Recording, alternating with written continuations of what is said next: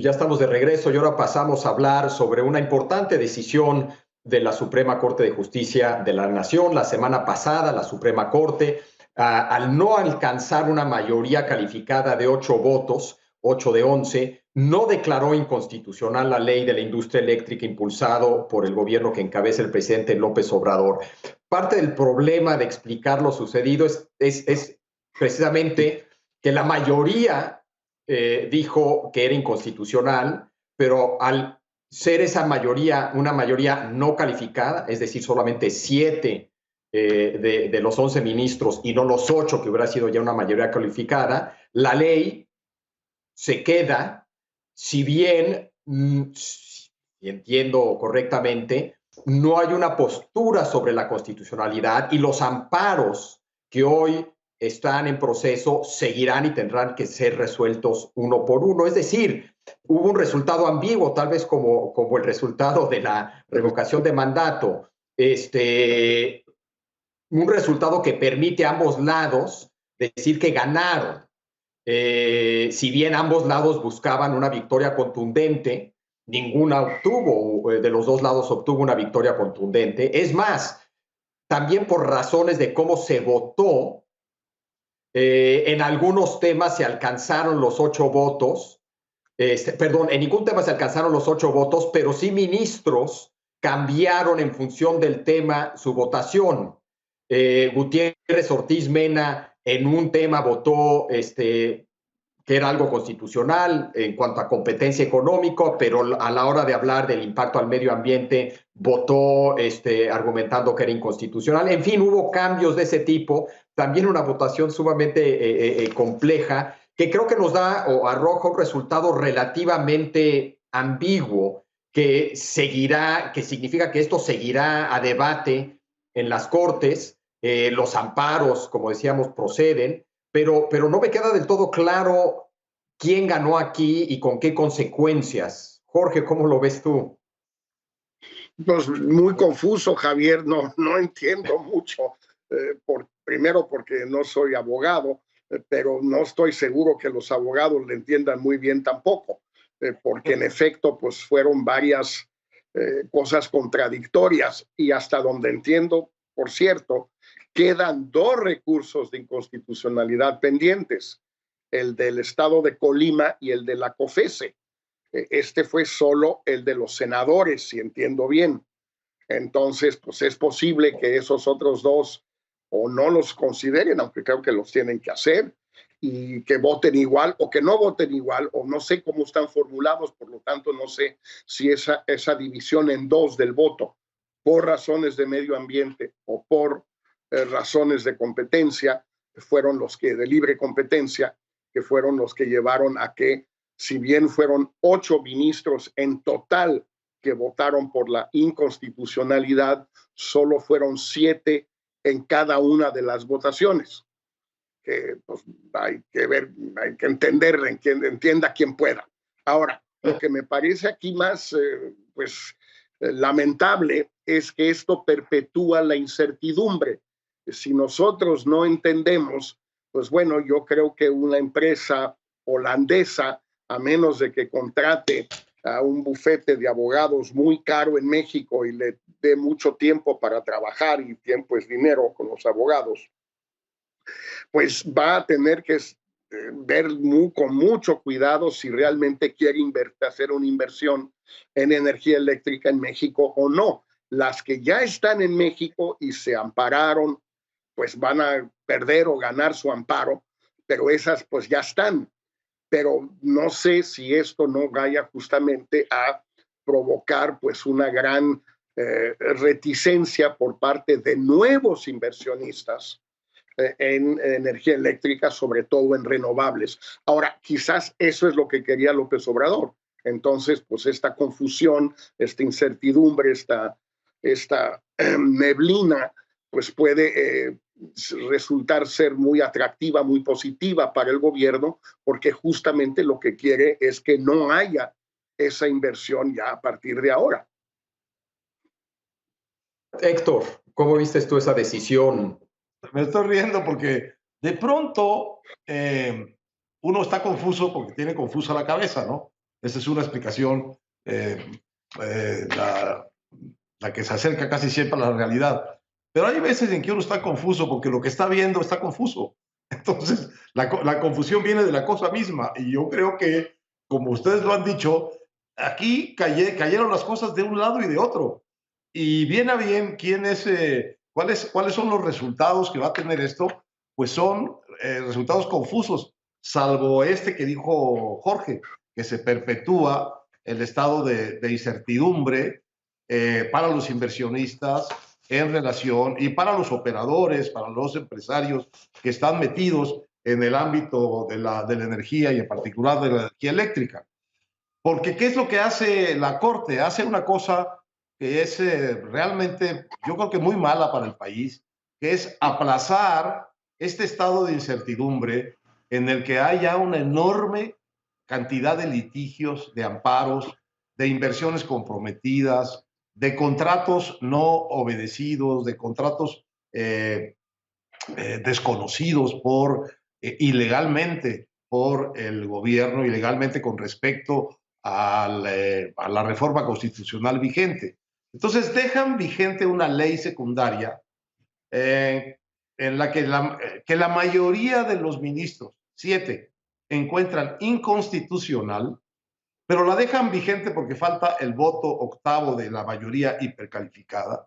Y entonces se queda viva la ley. ¿Y eso qué quiere decir? Eso quiere decir, depende cómo lo leas, quiere decir para los que están querellados con esa ley, que pueden seguir querellándose en los juzgados con sus amparos. Pero para el gobierno, quiere decir, en ese sentido, digamos, los derechos de los que han sido ofendidos por esta ley o por decisiones del gobierno vuelven a su estado normal. No es que los han derrotado, siguen su proceso jurídico. Pero para el gobierno se abre la puerta de actuar y de tomar decisiones con apoyo en esa ley.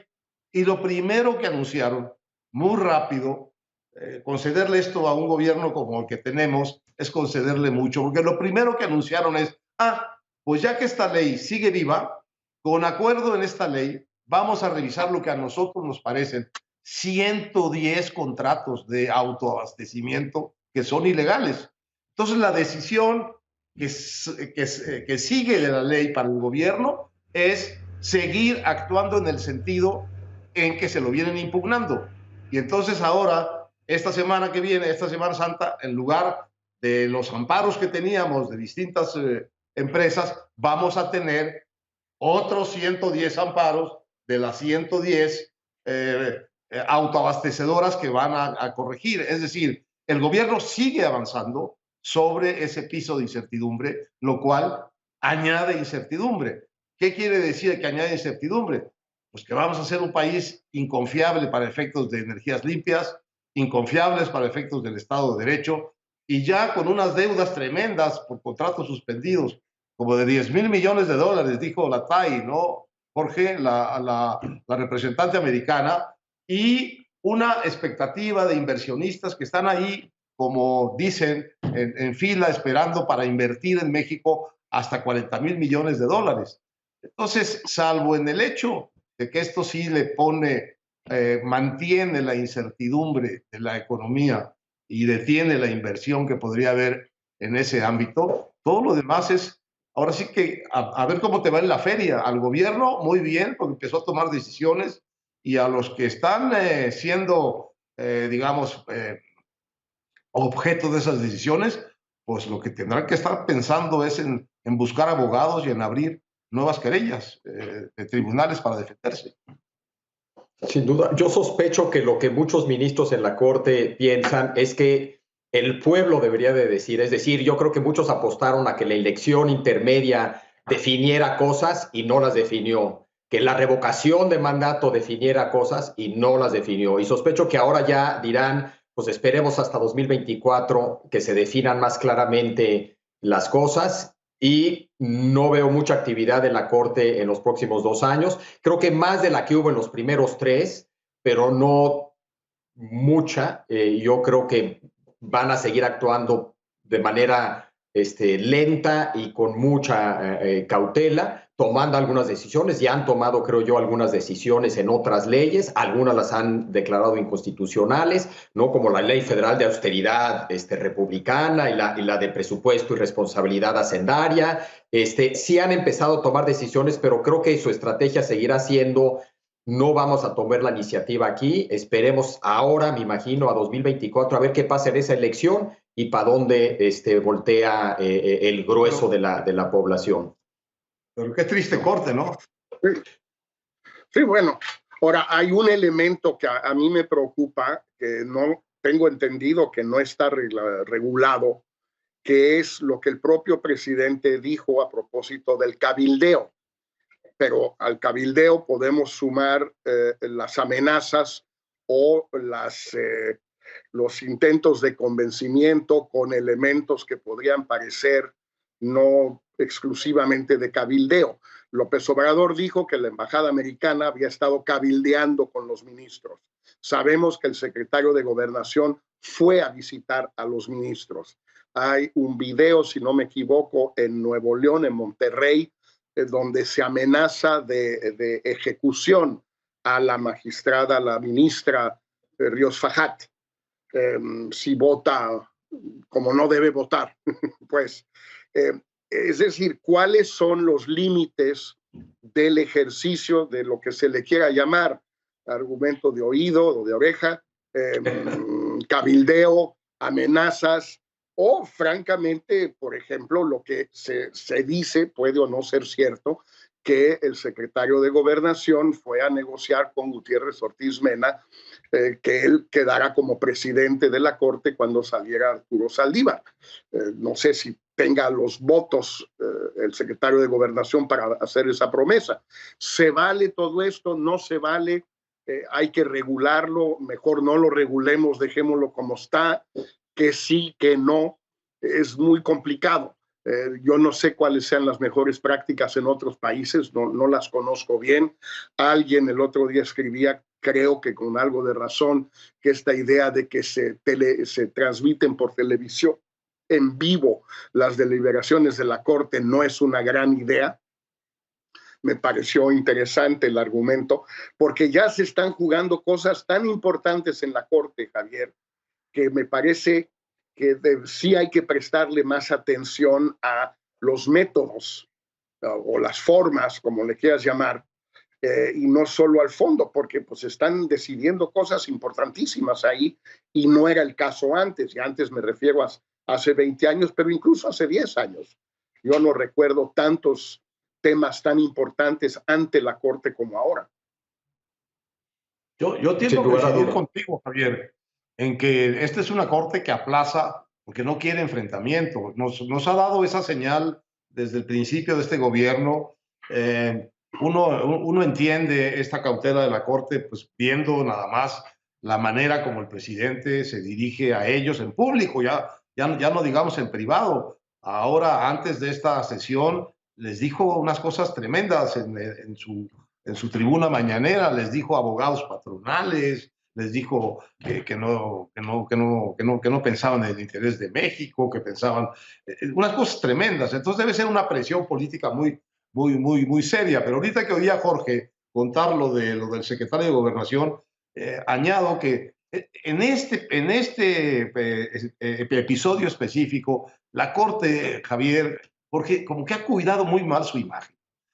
Realmente dejar que venga el secretario de Gobernación a pasarse prácticamente el día en la Corte, haciendo alarde el secretario de Gobernación de su vida a la Corte, porque se fue en metro, tuvo el cuidado de irse en metro para llamar la atención, se metió a la Corte todo el día a hacer los argumentos de oído, como dice Jorge, es decir, todo el día el secretario de Gobernación ahí. Hoy, en una nota, en una columna, aparece que como que le prestó la ministra Loreta, la ponente, le prestó su escritorio, su despacho, para que desde ahí él estuviera siguiendo las cosas y mandando mensajitos, etcétera, etcétera. Yo no sé qué es lo que realmente hizo el secretario de Gobernación, pero me parece que para la imagen de autonomía de una Suprema Corte, esa intromisión de un señor que no tiene por qué estar ahí